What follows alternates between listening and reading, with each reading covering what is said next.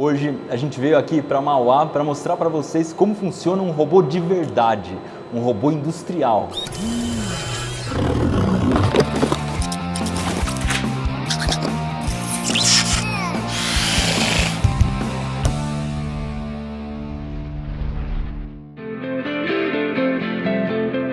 Se você assiste o Manual do Mundo, alguma vez você deve ter visto a gente aqui no Instituto Mauá de Tecnologia. Fica em São Caetano do Sul, do ladinho de São Paulo, e tem cursos de engenharia, design e administração. O bacana de estudar na Mauá é que, além de ter à disposição mais de 120 laboratórios, os cursos são super integrados. A ideia é que um aluno de design, por exemplo, possa ter contato com administração e engenharia e crie coisas novas. Os robôs que a gente vai ver hoje fazem parte de um projeto chamado PAI, Projetos e Atividades Especiais, em que o aluno de qualquer curso pode se inscrever e criar os seus projetos. As inscrições para o vestibular da Mauá começam agora, dia 3 de setembro. Para saber mais, é só entrar em mauá.br/vestibular.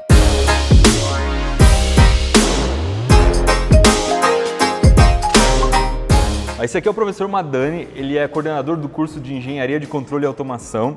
Primeira coisa que eu queria saber, esse aqui é um robozinho que a gente fez lá no Manual do Mundo, assim, um robô humilde aqui, fico até com vergonha de mostrar, mas qual que é a diferença de um robô feito em casa para um robô industrial, um robô de verdade? A diferença é a tecnologia que foi empregada nesse robô.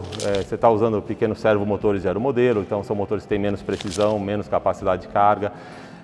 Você está acionando esse robô com 2 motores para movimentação e um só para garra, então ele já vai ter limitação dos movimentos em relação aos robôs industriais, na maioria dos casos tem muito mais, maior precisão. Esse aqui você me disse que é um robô didático, o que ele tem de diferente que a gente pode mostrar? Para a gente, o muito importante dele é que ele já traz todas as características que um robô industrial tem, então o modelo cinemático, os cálculos, as possibilidades de movimento, tudo ele está igualzinho, foi criado para poder ensinar todos os conceitos da robótica. Esse aqui é o Arduino dele, que controla... É isso aí.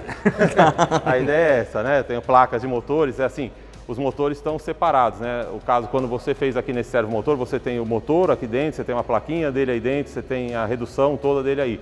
Aqui a gente tem o motor simplesmente aqui, o sensor, que é o encoder desse motor, a redução dele está sendo feita com correias dentadas, né, a transmissão de movimento, e daí os sinais dele saem pelos cabos todos e entram no nosso Arduino, aqui no nosso controlador, onde ele tem placas, circuitos de potência para acionar motor, para fazer o controle do motor. Esse daqui é o que seria o controle dele, normalmente é chamado de teach pendant, onde eu tenho aqui o acionamento de cada articulação do robô, cada um dos eixos. Esse robô tem 5 eixos. Eu estando com o robô ligado, eu vou movimentar o primeiro eixo desse robô.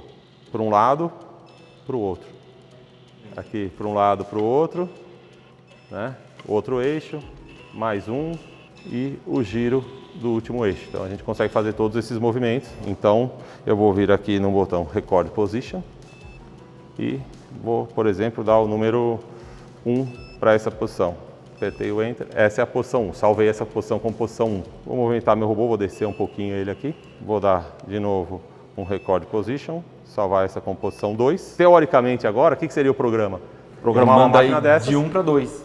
Então, Go para 1, Go para 2. Já está mais fácil de programar, né? Quer dizer, mais fácil de programar do que o nosso. Isso aí é fácil demais. Se você olhar essa primeira tecla, tem XYZ ou junta. Tá. Então, se eu apertar aqui, ele vai falar que está o junta. Se eu apertar aqui, eu mudei para XYZ. Daí eu consigo para frente, para trás em relação à mesa, né? O X está esse eixo já move dele. Vários motores ao mesmo tempo. Para quem está assistindo, no XYZ, por exemplo, eu conseguiria mandar essa garra descer exatamente na vertical, né? Perfeito. E aí ela vai mudar um monte de coisas aqui, vai mexer todos os motores ao mesmo tempo para conseguir fazer isso. Ele comanda todos que forem necessários para manter a garra descendo. Que é uma coisa que eu nunca ia conseguir nesse robozinho aqui. Eu tenho que cada motor dar um passinho até chegar lá. A gente consegue fazendo o modelo matemático dele, colocando ali. Consegue, mas vai ralar muito. Posso tentar? Vamos lá. Ó, vou pelas juntas, hein? Não vou roubar no jogo não, eu vou pelas juntas. Ó, vou deixar ele bem guardadinho, fechado. E aqui eu vou guardar como posição 1. Agora lascou.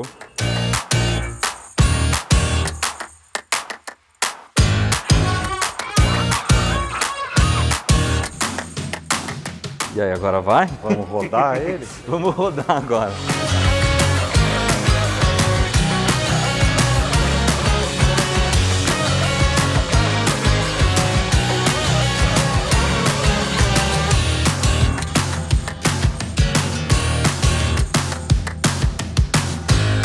Ah!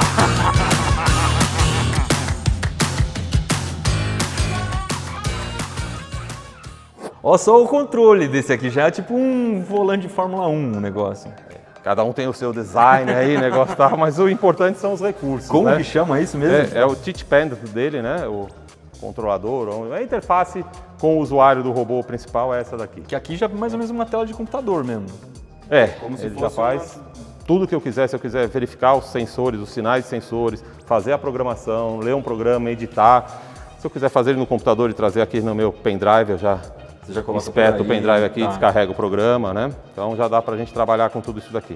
É lógico, ele tem a cara industrial e o que é exigido desse robô é diferente do que é exigido do robô educacional, então ele já traz muito mais recursos para facilitar o desenvolvimento das aplicações. Uma coisa que eu queria saber é o seguinte, os dois robôs que a gente mostrou, os robôs makers também, eles parecem um braço de gente mesmo, né? O formato, na verdade, esse aqui é o formato que mais existe, né? A configuração de robô que a gente mais encontra até na indústria são os robôs revolutos, né? Ou rotacionados aí com 6, nesse caso ele tem 6 graus de liberdade, 6 articulações de rotação. Também. 6 motores, né? Todo o sistema de acionamento 6 vezes ali, tá? E ele é nessa configuração, né? O robô vertical revoluto. Tá? Quando a gente olha a linha de produção de carro, por exemplo, tem um monte que a gente mais vê. Todo mundo fala, olha lá um braço robótico. Primeiro giro.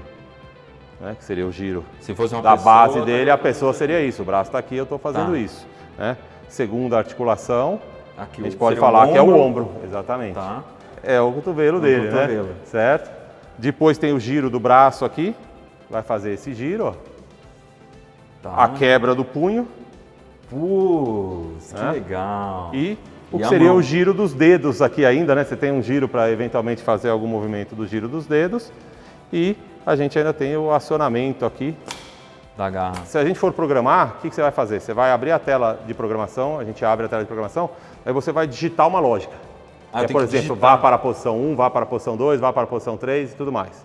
Daí depois você tem que salvar essas posições. Dá uma olhadinha no meu programa aqui que é relativamente fácil de entender. Lembrando que essa linguagem aqui é desse fabricante. Se eu for para o outro robô, já muda um pouco. Ó, aqui eu movimento para o ponto 1, depois eu vou para o ponto 2. Aqui eu movimento com XYZ, ponto 3, abro a garra, espero meio segundo, fecho a garra, volto para o ponto 2, movimento para o ponto 4, para o ponto 5, espero, abro e assim vai. Agora eu preciso ensinar ao robô o que é cada um desses pontos, porque eu falei que ele tem que movimentar, mas o ponto não está definido. Z para cima e para baixo, mais e menos do Z. E olhar aqui, Y, positivo para cá, negativo para cá. E o X tá para cá e para cá. Então você tem os três primeiros e já mostra, X, Y, Z. Eu venho no Y, no Z, Z mais. Subo. Ó, aqui eu vou colocar só um pouquinho acima do sensor. E esse vai ser o P4. Perfeito. Tite. É só apertar Tite, ele aprendeu. Seja o que Deus quiser. Vamos lá.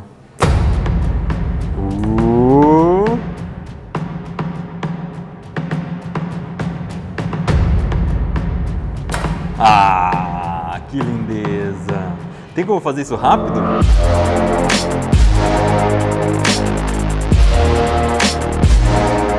A velocidade de toda, ele já está chacoalhando, colocando a peça no lugar errado, pegando torto, a latinha está torta. O que a gente pode fazer? Você tem comandos dentro do programa, que é o certo garantir, falar antes daquela linha, diminui a velocidade. Porque você quer um robô, você quer que ele trabalhe rápido. Quando você falou, pô, podemos trabalhar com ele rápido?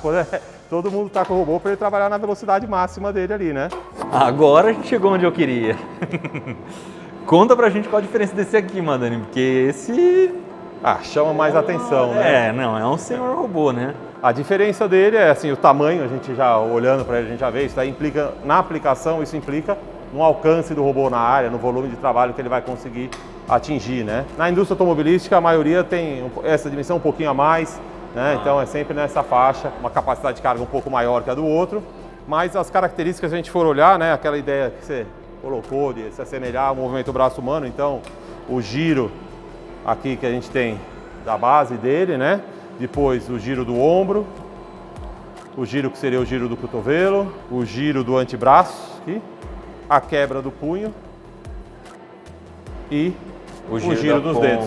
Tá. E de novo, assim, aí ele está com uma outra ferramenta na ponta, que a gente ligou uma caneta, mas ele vem sem nada na ponta, a gente liga o que for necessário para trabalhar. Quanto custa um robô desse, mais ou menos? Eu diria o seguinte, né, para a gente pensar, ser humanos normais, ali comprar para ter em casa, pode ser um pouco caro, mas para uma indústria é um investimento que se paga muito rápido. Hoje em dia um robô desse está no preço de um carro top ali, assim, né, os carros intermediários, né? Não posso nem falar muito top, mas na faixa ali dos 200 mil a gente encontra muita coisa aí de 150, 200 mil. Lógico que uma pessoa, isso é um valor muito alto, né? mas se você for pensar num equipamento industrial muito tecnológico, não é tão caro assim, Você né? consegue comprar. Eu imaginava uma coisa mais absurda. Mas, Dani, mas esse aqui, se ele pegar na gente na hora que tá virando, me dá um certo medo de estar perto dessa máquina. Ele deve dar tipo um canguru na cabeça da pessoa.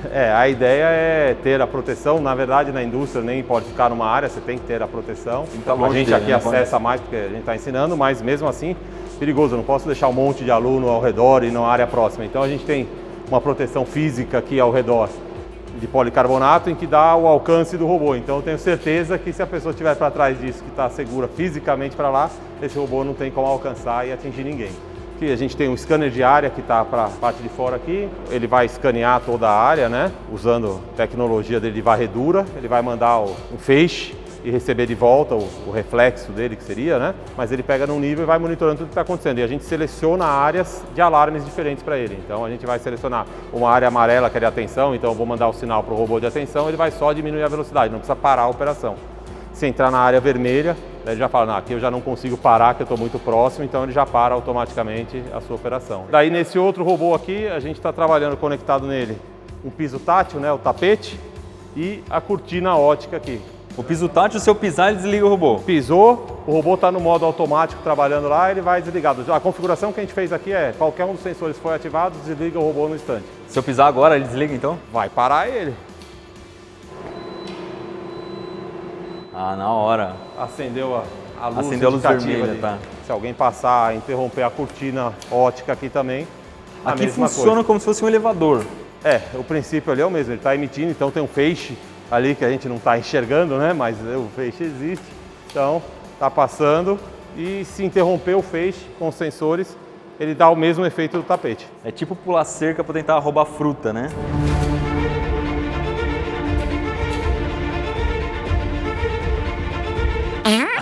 Não tem condição. Eu pedi pro Madame preparar um desafio para mim agora, vamos mexer nesse aqui e ver se eu consigo programar alguma coisa nele e fazer sair alguma coisa. Tá indo bem, eu acho que vai ser tranquilo mexer nesse daqui também. Nossa, que legal!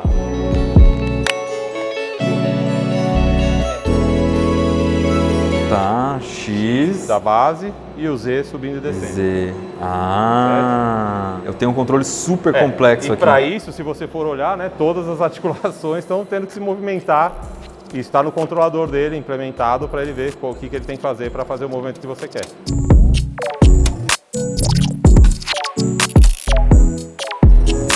Que animal! Muito bem, então agora que você se habituou a movimentar esse robô, salvar... Habituei mais ou menos, né? Mas pegou o costume, pegou o jeitão dele, agora seria o primeiro exercício realmente de programação que a gente faz. Normalmente a gente passa aqui para os alunos da Mauá desenhar o logo da Mauá. Por quê? São linhas retas e círculos, são movimentos simples de serem feitos, combinados. Então é o primeiro experimento dele mesmo fazendo uma programação. Vamos lá, exercício número 1 de aluno de engenharia aqui, hein? Eu tô lascado.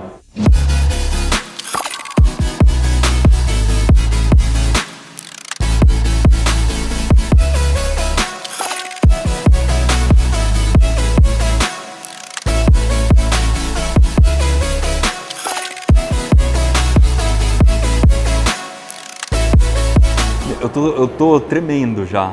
Foram 22 pontos que eu tive que marcar e demorou, sei lá, uma meia hora mais ou menos. E não é o jeito assim, é uma das maneiras de programar ponto a ponto. Dependendo jeito... da aplicação não é o mais, é o mais... É um jeito mais simplão para quem tá aprendendo, né? Vamos ver se eu conseguir. Normalmente a gente rodaria um teste aqui, mas eu quero ir de uma vez só para ver se eu acertei ou não. Para testar mesmo. O que eu faço para ele rodar o meu programinha? Você vai segurar o shift apertado para acionar o motor.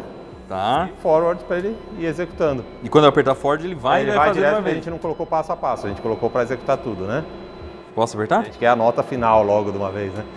Sem testar, sem scratch aqui. Ai, ai, ai.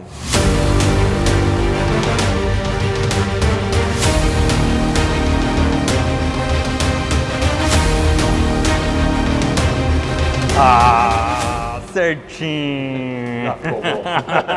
Beleza. Animal. Ó, não ficou 99,9% esse logo aí, hein?